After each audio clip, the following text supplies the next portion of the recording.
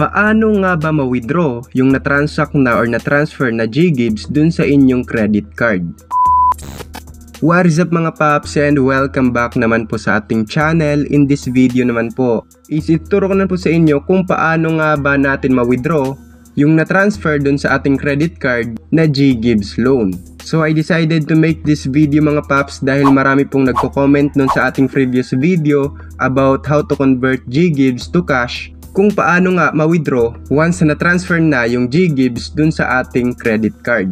So in this video mga paps, ituturo ko po sa inyo yung isa sa mga possible way para ma-cash out natin yung GGibs na transfer natin dun sa ating credit card. So dito nga po mga paps, may apps po tayo na kailangan gamitin. It's either pwedeng Grab or pwedeng Maya app. But in this video tutorial, ituturo ko po siya sa inyo using Grab app. So need lang natin i-open itong Grab app natin mga paps. So ngayon mga paps, if wala pa po kayong Grab app, pwede nyo po siyang ma-download sa Play Store. And kailangan nyo lang din po mag-create ng account. And syempre kailangan verified yung account na yon. Ngayon after nung mga process na yon, magiging ganito na po yung itsura ng account nyo. So dito sa home, makikita merong food, Trike, Express, Mart, shopping, mobile load, pabili, and all. And sa baba niyan makikita po yung balance natin. Dito naman sa pinakababa mga paps, merong mga categories. Merong home, activity, payment, and messages. So ngayon to proceed, puntahan lang natin tong payment. Dito nga po sa payment mga paps, makikita yung GrabPay wallet natin. So ang kailangan lang po natin gawin dito is mag-cash in para po malagyan yung ating GrabPay wallet. So click lang natin tong cash in.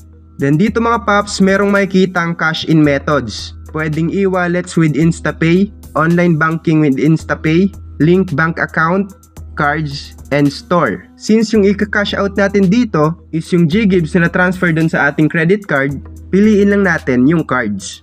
Ngayon if bago nyo palang nagamit yung apps na to mga paps, kailangan nyo pong i-add or i-link yung credit card na ginagamit nyo or yung credit card kung saan na-transfer yung GGibs natin. So if na-add na siya, lalabas na po yan dito, tulad nito.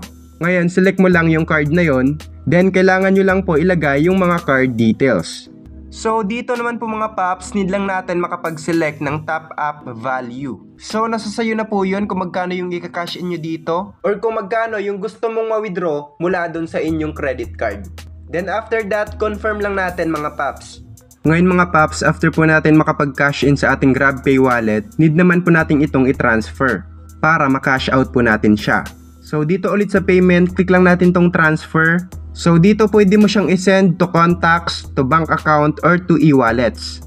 Ngayon, select natin tong e-wallet. Then dito naman natin ilalagay mga paps yung amount na i-transfer natin. And take note mga paps, meron po ditong fee na 15 pesos. So in my case, since meron akong 100 sa aking GrabPay wallet, ang pwede ko lang matransfer dito is 85 pesos. Kasi yung 50 na yon is ipangbabayad ko as transfer fee. Then click lang natin tong new recipient mga paps. Then select lang po tayo ng e-wallet dito. So pwedeng Banana Fintech, Bayad, CoinsPH, GCash, and many more. So para din tayo mahirapan, select natin tong GCash. Then dito ilalagay lang natin yung phone number natin sa GCash, pati yung ating GCash registered name. Then save lang po natin. Then after that mga paps, confirm lang po natin dito. So ganun lang po kadali, ma-withdraw yung na-transfer nyong GGibs dun sa ating credit card. And hanggang dito lang po ang video na ito. Sana kahit papanos nakatulong. Have a nice day, thank you, and goodbye. Peace out.